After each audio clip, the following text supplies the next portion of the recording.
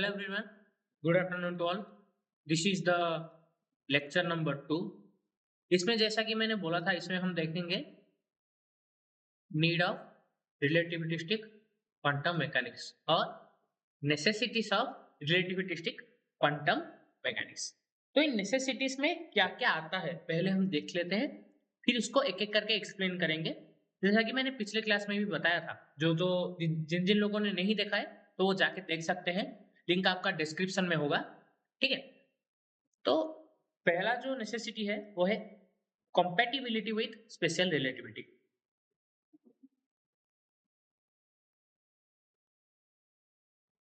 Compatibility with special relativity. दूसरा है spin and magnetic properties. Spin and magnetic properties. तीसरा है prediction of antiparticles. Prediction of antiparticles. फिर चौथा है हमारा high mass and high energy scenarios. High energy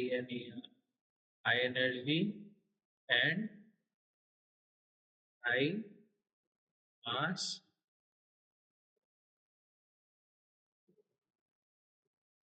फिर आएगा तुम्हारा accurate atomic and sub atomic structure calculation. Accurate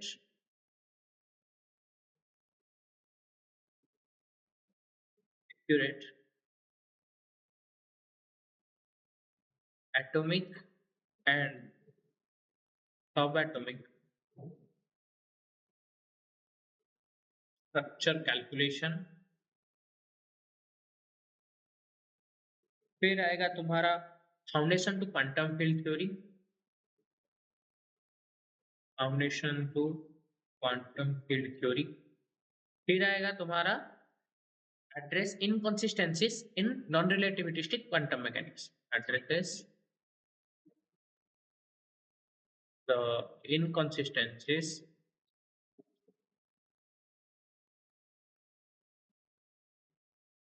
in non-relativistic quantum। तो बिफोर गोइंग टू दिस पहले थोड़ा रिकैप कर लेते हैं कि ये जो रिलेटिविस्टिक क्वांटम मैकेनिक्स है आखिर है क्या। जैसा कि मैंने बताया था, this examines the quantum behaviour of particle at high velocities. लिख लेते हैं, दिस examines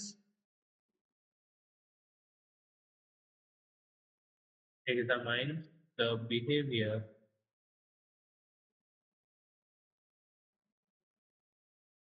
of particle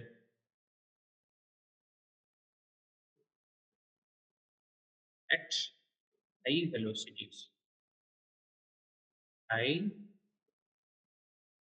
वेलोसिटी, ये हाई वेलोसिटी का मतलब क्या है? Nearly equal to velocity of light. कितना होता है? 3 इंटू 10⁸ मीटर पर सेकेंड। देखो, एक गलतफहमी दूर कर लो कि जब हम बोलते हैं वेलोसिटी ऑफ लाइट, इसका मतलब ये नहीं कि वो लाइट के स्पीड से ही मूव कर रहा है, ये आसपास मूव कर रहा होगा ताकि बहुत एक्सट्रीम हाई वेलोसिटी होगा। तो जब ये हाई वेलोसिटी के अंदर मूव कर रहा होगा तो हमारा क्वांटम मैकेनिक्स में बेसिक क्या है? Schrödinger equation. जब स्क्रोडिंगर इक्वेशन में हम क्या रिलेटिविस्टिक टर्म्स इनकॉर्पोरेट करेंगे, जब हम इनकॉर्पोरेट करेंगे क्या? Incorporate Einstein's theory. Einstein's theory तो जाके ये हमको क्या antiparticle about antiparticle particle speed structures, इसके बारे में थोड़ा हमको करके जानकारियां देगा। ठीक है, तो ये है तुम्हारा रिलेटिविस्टिक क्वांटम मैकेनिक्स, जैसा कि जो ओवरव्यू मैंने पिछले क्लास में किया। तो चले देखते हैं इसका नीड है क्या। तो जब हम देख रहे थे तो पहला जो हमने लिखा था पॉइंट क्या था वो, compatibility with special relativity, compatibility with special relativity, उसको ऐसा लिख लेता हूं मैं, ठीक है, compatibility with स्पेशल रिलेटिविटी। तो एक बात समझ लो कि जो हमारा जनरल क्वांटम मैकेनिक्स है और ट्रेडिशनल क्वांटम मैकेनिक्स, और इसको हम क्या बोलते हैं, non relativistic quantum mechanics, non relativistic quantum mechanics RQM, ठीक है। जो हमारा जनरल क्वांटम मैकेनिक्स है वो डील क्या करता है, based upon Newtonian mechanics, based upon Newtonian mechanics. तो जब हमारा पार्टिकल का velocity nearly equal to velocity of light हो रहा होगा या फिर एक्सट्रीम वेलोसिटी से मूव कर रहा होगा, तो बहुत सारे थ्योरीज हैं जिनको ये क्वांटम मैकेनिक्स क्या बोल रहा है, एक्सप्लेन नहीं कर सकता। उन थ्योरीज को जब हम रिलेटिविस्टिक क्वांटम मैकेनिक्स में देखते हैं, और रिलेटिविस्टिक क्वांटम मैकेनिक्स जो जो प्रिडिक्ट करता है वो थ्योरीज सही साबित होते हैं। तो हमको यहाँ पे पहला पॉइंट हमारा मिल जाएगा कि नॉन रिलेटिविस्टिक क्वांटम मैकेनिक्स कैसे काम करता है, कंपैटिबल कैसे है, लिख लो। Non relativistic quantum mechanics is based on, जो जो मैंने बताया था वही लिख लेंगे, non relativistic quantum mechanics based on Newtonian mechanics.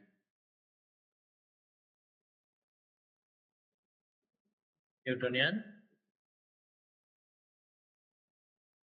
Newtonian,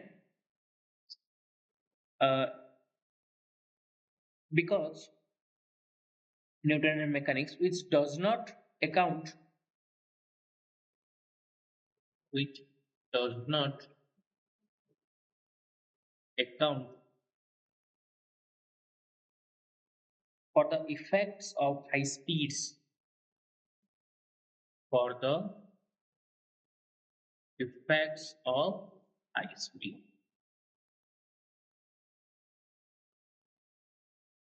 ठीक है, हाई स्पीड का मतलब तो तुम समझ रहे हो कि nearly velocity of light.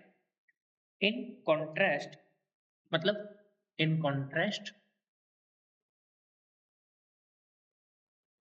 relativistic quantum mechanics, relativistic quantum mechanics integrates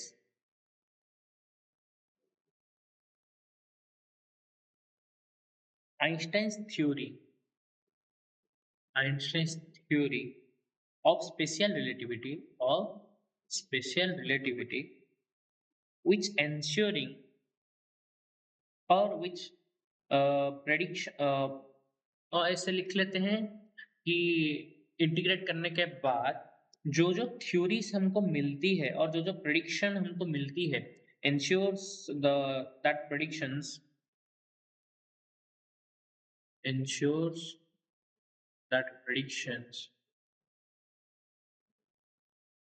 ensures that prediction hold even at extreme velocity, hold even at extreme। ये तो हो गया पहला। दूसरा क्या होगा कि हाँ भाई, क्वांटम मैकेनिक्स सिर्फ हाई वेलोसिटी के ऊपर नहीं दे रहा था, जब हम हाई वेलोसिटी में जाएंगे तो relativistic term, relativistic correction term add करने के बाद हमको रिलेटिविस्टिक क्वांटम मैकेनिक्स हमको सही सही बारे में बताएगा। लेकिन और भी एक चीज है कि जब हमारा मतलब जब हमारा क्वांटम मैकेनिक्स कोई भी चीजों को कंजर्व करता है डिफरेंट फ्रेम ऑफ रेफरेंसेस में, तो उनका जो कंसिस्टेंसी है हम उसको देख सकते हैं by using the relativistic quantum mechanics. मतलब हम ऐसे लिख सकते हैं विदाउट, समझ सकते हैं विदाउट स्पेशल रिलेटिविटी को अगर हम यूज करें क्वांटम मैकेनिक्स में, तो ये कुछ जो फिजिकल क्वांटिटीज है जो कि कंजर्व हो रहा होता है, एनर्जी और मोमेंटम जैसे, वो डिफरेंट फ्रेम ऑफ रेफरेंस में कंसिस्टेंट नहीं होंगे। तो वो अगर कंसिस्टेंट होंगे तो उनके लिए हमको रिलेटिविस्टिक क्वांटम मैकेनिक्स को यूज करना पड़ेगा। मतलब ऐसे समझ लो कि हमारा जो फिजिकल क्वांटिटीज है like energy and momentum, energy and momentum different frame of references में कंसिस्टेंट नहीं होंगे, कंसिस्टेंट नहीं होंगे। ये कौन बोल रहा था? ये हमको बोल रहा था क्या? Quantum mechanics. लेकिन रिलेटिविस्टिक क्वांटम मैकेनिक्स को जब हम इनकॉर्पोरेट करते हैं और यूज करते हैं तब हम देखते हैं कि जो फिजिकल क्वांटिटीज हैं कहीं ना कहीं डिफरेंट फ्रेम ऑफ रेफरेंसेस में भी कंजर्व होते हैं और वो जो कंजर्वेशन है वो कंसिस्टेंस होता है। ठीक है, तो इसको लिख लेते हैं विदाउट इनकॉर्पोरेटिंग रिलेटिविटी, जैसा बोला वैसा ही लिख लेंगे, without incorporating relativity,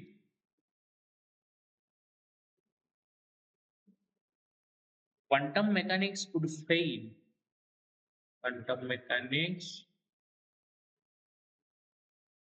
could fail to conserve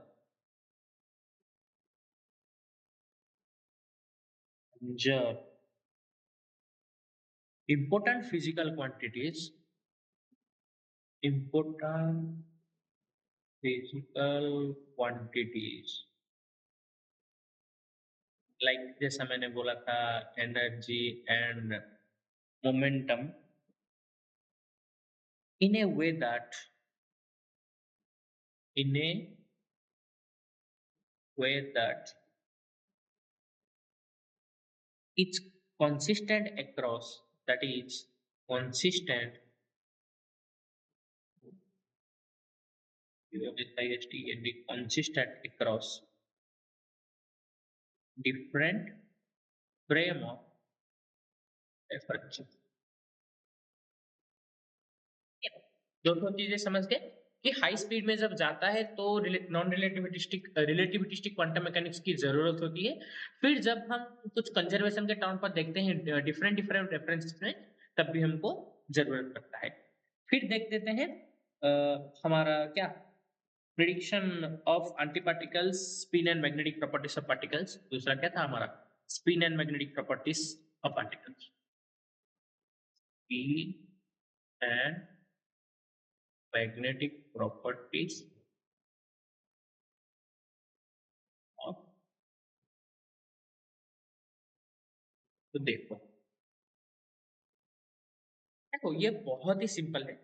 जब हम जनरल क्वांटम मैकेनिक्स ले रहे थे ना तो उसको हम क्या बोलते हैं? Non relativistic quantum mechanics. जब हम नॉन रिलेटिविस्टिक क्वांटम मैकेनिक्स ले रहे थे तो हमको क्या करना पड़ा था? हमको एक्सटर्नली एक्सटर्नली स्पिन को ऐड करना पड़ रहा कि we have to add our spin artificially और externally to knowing the intrinsic properties of momentums वगैरह वगैरह के लिए हमको एक्सटर्नली स्पिन को ऐड करना पड़ रहा था।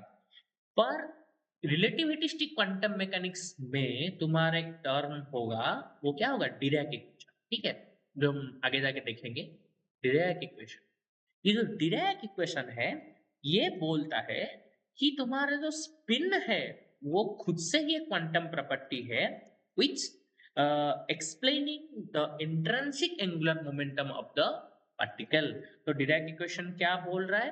डिरैक इक्वेशन ने बोला कि डिरैक इक्वेशन includes spin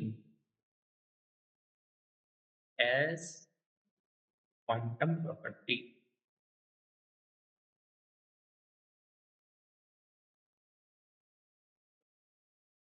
ठीक है, quantum property which explains the intrinsic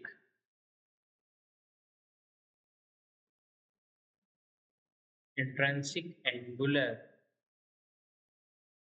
momentum of particle। ठीक है, जैसे इसको ऐसे समझ लो कि जब इलेक्ट्रॉन को स्पिन को देखने के लिए हमको एक्सटर्नली ऐड करना पड़ रहा था आर्टिफिशियली। कहाँ पे? क्वांटम मैकेनिक्स में बट आज की में relativistic quantum mechanics direct equation है, वो क्या बोल रहा है कि स्पिन खुद से ही एक क्वांटम प्रॉपर्टी है जो कि हमको एंगुलर मोमेंटम के बारे में थोड़ा थोड़ा बता रहा है। तो ये जो intrinsic property magnetic property sorry intrinsic angular momentum property जो होगा वो क्यों जरूरत होगा, क्योंकि स्पिन एक क्रूशियल पार्ट है। स्पिन इज क्रूशियल किसके लिए, to describe the magnetic property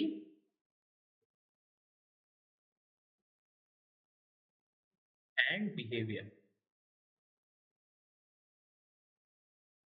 क्योंकि तुम्हारा जो स्पिन होगा वो कहीं ना कहीं कैसे पार्टिकल बिहेव करता है, उसका मैग्नेटिक प्रॉपर्टीज क्या है उसको एक्सप्लेन कर रहा है। तो स्पिन तो जरूरत है भाई, तो उसको वो खुद से ही एक क्वांटम प्रॉपर्टी है, बोला किसने, डिराक ने। तो वो जो डिराक इक्वेशन दिया वो जाता है किसमें, रिलेटिविस्टिक क्वांटम मैकेनिक्स में। तो क्वांटम रिलेटिविस्टिक क्वांटम मैकेनिक्स यहीं पे एक स्टेप आगे हो जाता है क्वांटम मैकेनिक्स से। तो फिर देखते हैं हमारा प्रेडिक्शन ऑफ एंटी पार्टिकल्स, ठीक है।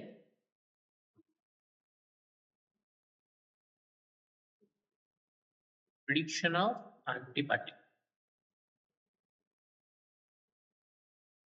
ठीक है। तो देखो फिर से वही Dirac equation, Dirac equation.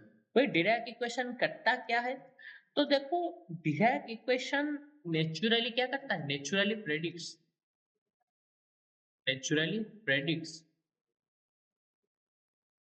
The existence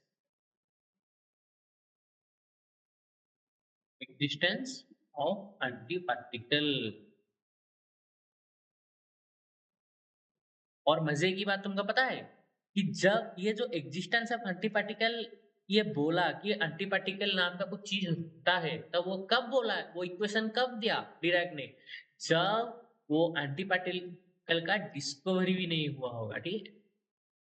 जब उसका डिस्कवरी भी नहीं हो रहा होगा, उससे पहले, डिस्कवरी से पहले ही डिराक इक्वेशन ने बोल दिया था कि there is the existence of some anti particle, every particle has a anti particle का एग्जिस्टेंस वो पहले ही दे दिए थे। This is revolutionary because it shows that every particle has N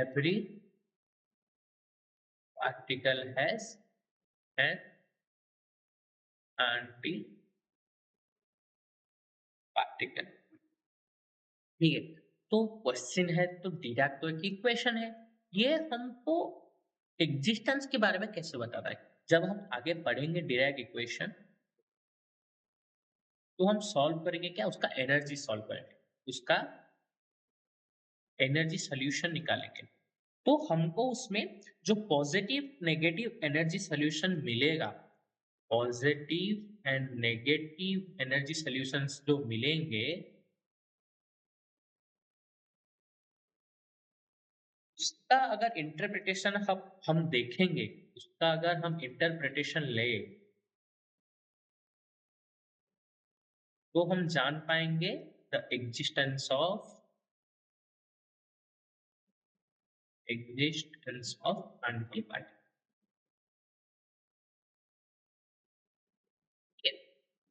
फिर तुम्हारा क्या आता है, high energy high mass scenarios, high energy and high mass scenarios लिख लेते हैं।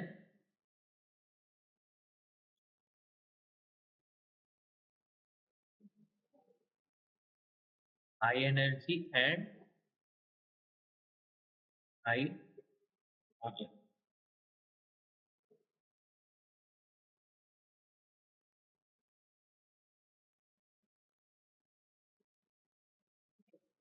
तो सीधी बात नो बकवास, यही हेडिंग में ही तुमको आंसर मिल जाएगा।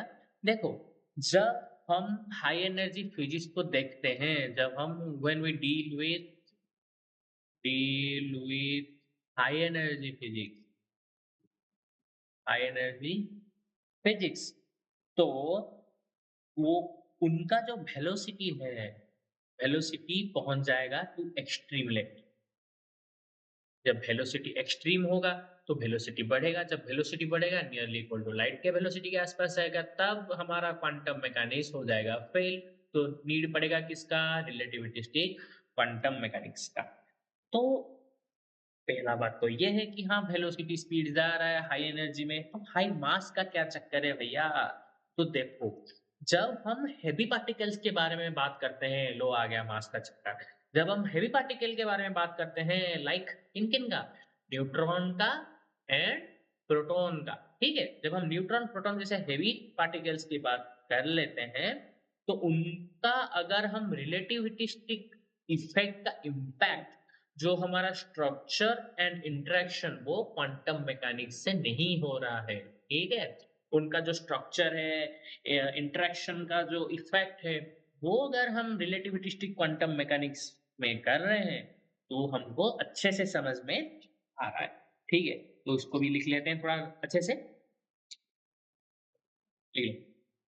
इन high energy physics, in high energy physics, example के लिए लिख लो, the particle accelerators like large hadron collider, PARTICLE particle, ACCLERATO accelerators like the large hadron collider, hadron HULLIDER, ठीक है, जिसमें हाई एनर्जी फिजिक्स हो रहा है। इन high energy physics, particles reach particles reach speeds close to the speed of light, reach speed close to the close to the speed of light. Non-relativistic quantum mechanics cannot accurately describe the behavior, cannot accurately describe the behavior, ठीक है, under these conditions,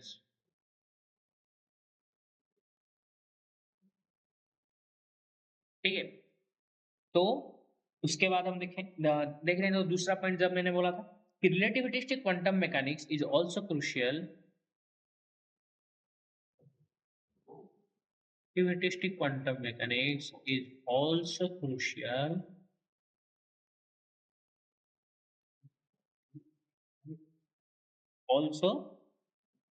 for understanding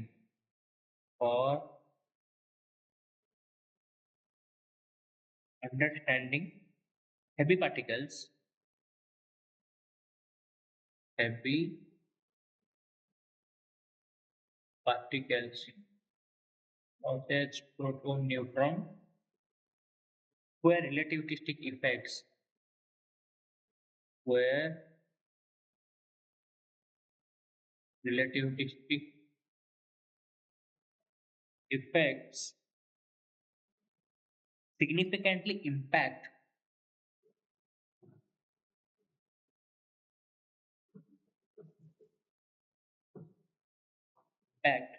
their structure and interaction,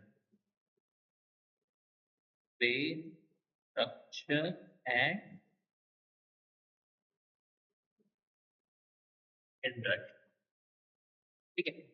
उसके बाद हमारा आता है accurate atomic and sub atomic structure calculation, कितना number, 5वां number शायद, एक्यूरेट एटॉमिक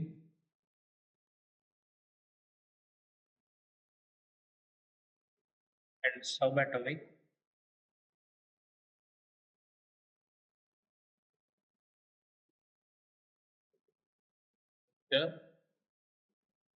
कैलकुलेशन। तो देखो इसमें आखिर होता क्या है, एक चीज समझ लो कि जब हम उसका स्ट्रक्चर को एनालाइज करते हैं, तो उसमें हमारा आएगा क्या, उसमें हमारा आएगा एनर्जी लेवल्स, एनर्जी लेवल्स, इसमें आएगा क्या, एनर्जी स्पेक्ट्रम, आएगा क्या, atomic structure which explains the atomic structure। ठीक है, तो जब हम हैवी एटम की बात कर रहे हैं, हैवी एटम लाइक जिसका तुम्हारा क्या एटॉमिक नंबर ज्यादा, उसमें तुम्हारे जो इलेक्ट्रॉन है वो एक सिग्निफिकेंट फ्रैक्शन में स्पीड ऑफ लाइट में मूव कर रहे होंगे। मतलब एक हैवी पार्टिकल को तुम ले लो, उसमें जितने भी इलेक्ट्रॉन हो रहे होंगे वो एक सिग्निफिकेंट अमाउंट में स्पीड ऑफ लाइट में लाइट के साथ साथ मूव कर रहे होंगे। तो उनका जो ये स्ट्रक्चर वगैरह जब हम है क्वांटम मैकेनिक्स से बेहतर हम रिलेटिविस्टिक क्वांटम मैकेनिक्स में जान सकते हैं। ये रहा पहला।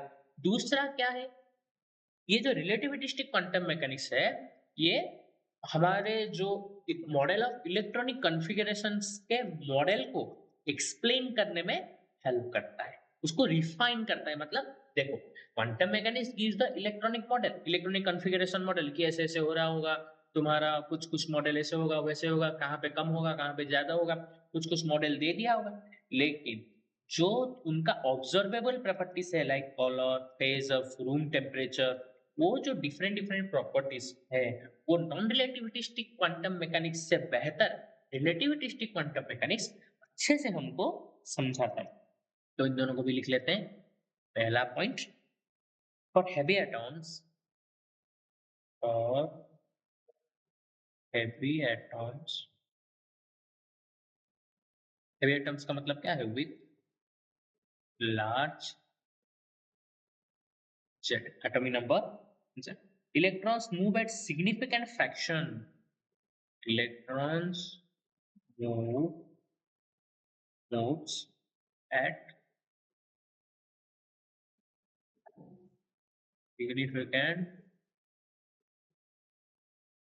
fraction of the speed of light, fraction of the speed of light. Relativistic correction are essential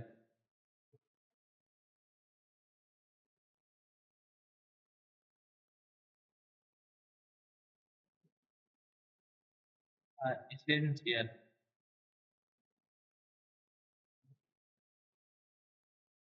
to accurately predict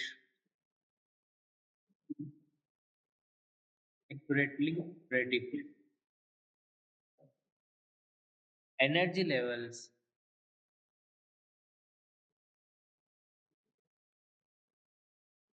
atomic structure and energy levels, atomic structure and spectra. चमका, यही तो कॉन्सेप्ट है जो हमको चाहिए। ठीक है, तो देखो इसके बाद जो मैंने दूसरा बोला था, relativistic quantum mechanics, relativistic quantum mechanics helps to refine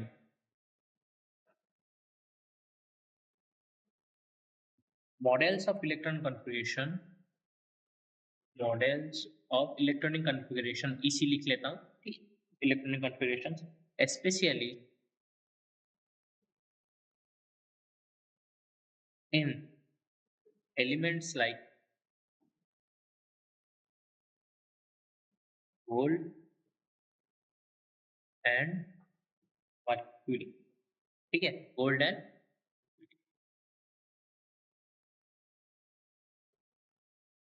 explaining why, explaining why their observable properties,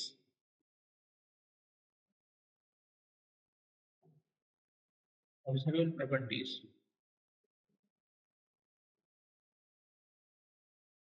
such as color or phase at room temperature, such as color and phase at room temperature,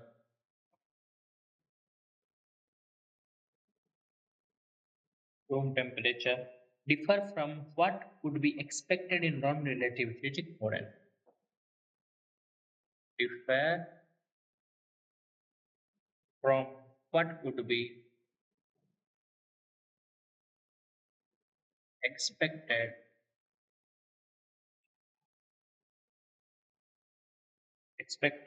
in a non-relativistic in a non-relativistic.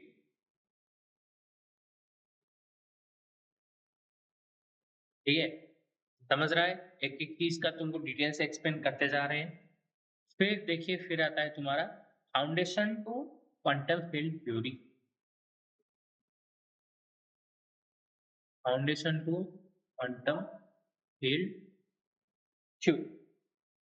तो देख, quantum field theory क्या बोल रहा था तुमको, जैसा मैंने पिछले क्लास में बताया था, जब हम quantum mechanics and special theory relativity दोनों को मिला के देखते हैं, मिला जुला के, तो वो क्या पार्टिकल्स के बिहेवियर इंटरेक्शंस एट सब एटॉमिक लेवल में तुमको समझाते हैं, at the excitation state of the field. अरे इसको ध्यान से देखोगे तो क्या बोल रहा है, quantum mechanics plus special relativity, तो वो क्या हो गया, putting the equation incorporated into special relativity, वही तो आ गया आरक्यूएम, रिलेटिविस्टिक क्वांटम मैकेनिक्स। तो बिना रिलेटिविस्टिक क्वांटम मैकेनिक्स के तुम क्वांटम फील्ड थ्योरी करोगे कैसे? यही तो है ना कि जो तुम समझ रहे थे कि दोनों अलग अलग है, अलग अलग नहीं ना, वो दोनों सेम सेम चीजें हैं। रिलेटिविस्टिक क्वांटम मैकेनिक्स वही तो बोल रहा था। वो क्या बोल रहा था कि जब हम क्वांटम मैकेनिक्स को स्पेशल थ्योरी रिलेटिविटी के साथ मिलाएंगे तो वो क्या स्टडी करेगा, बिहेवियर स्टडी करेगा। ठीक है, बिहेवियर स्टडी करेगा किसका, पार्टिकल्स का। ठीक है, एंड इंटरेक्शन भी स्टडी करेगा एट सब एटॉमिक लेवल, सब एटॉमिक लेवल। तो हम ऐसे बोल सकते हैं कि रिलेटिविस्टिक क्वांटम मैकेनिक्स, ये जो relativistic quantum mechanics provide a necessity framework to quantum field theory. Quantum mechanics provides a necessity framework, necessity framework to quantum field theory, where particles, ठीक है, treated as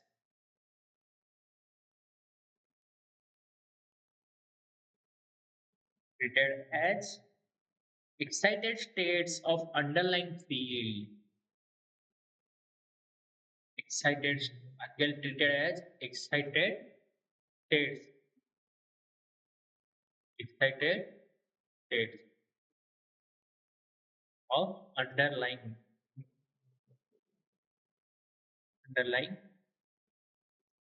तो ध्यान से देखोगे, यही तो मैं पिछले क्लास में बोला था कि क्वांटम फील्ड थ्योरी है क्या। क्वांटम फील्ड थ्योरी पार्टिकल का एक्साइटेशन फील्ड में दर्शाता है, एक फील्ड के अंदर।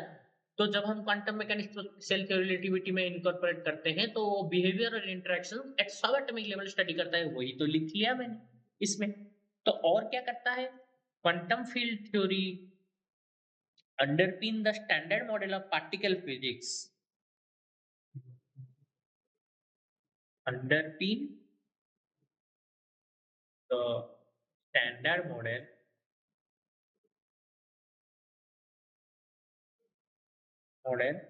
of particle physics,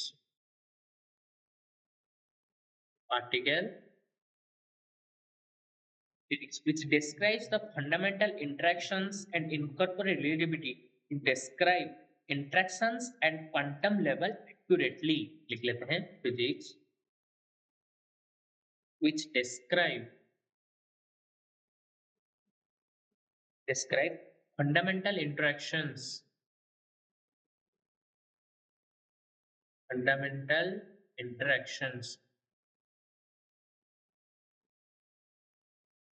and incorporate relativity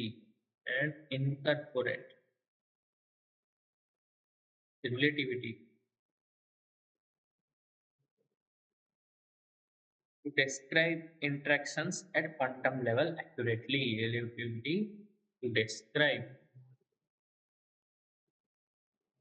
interactions at quantum level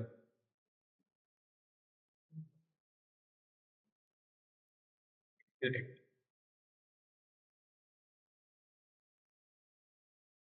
ठीक है, फिर आखिरी वाला देख लेते हैं कि addresses inconsistency in non relativistic quantum mechanics. कि relativity non relativistic quantum mechanics और जनरल क्वांटम मैकेनिक्स में जो इनकंसिस्टेंसीज है उनको कैसे एड्रेस करता है relativity quantum mechanics. ADRESSES addresses inconsistency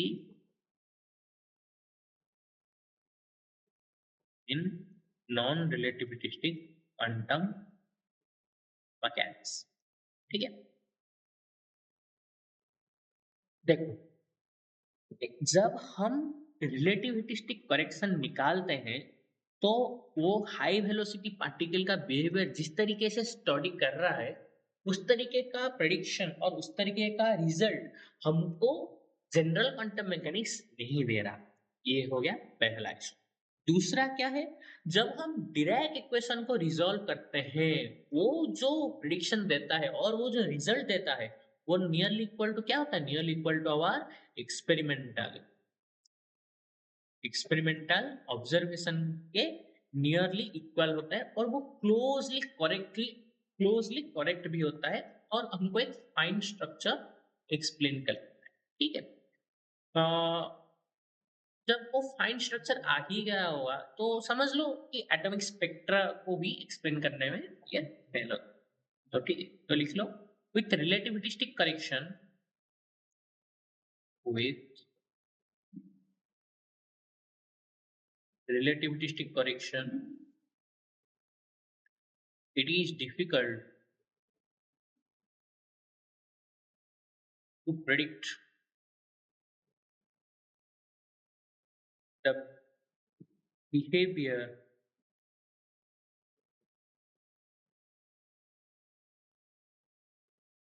at high velocity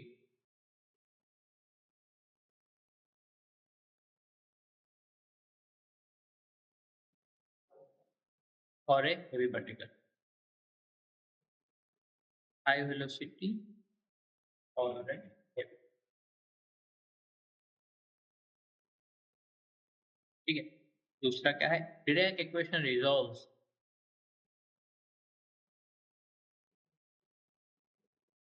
resolves some of these issues giving result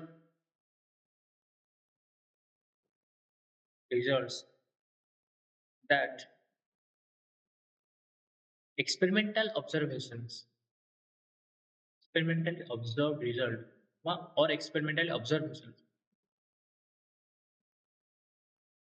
are more closely giving more closely and correctly the fitting with fine structure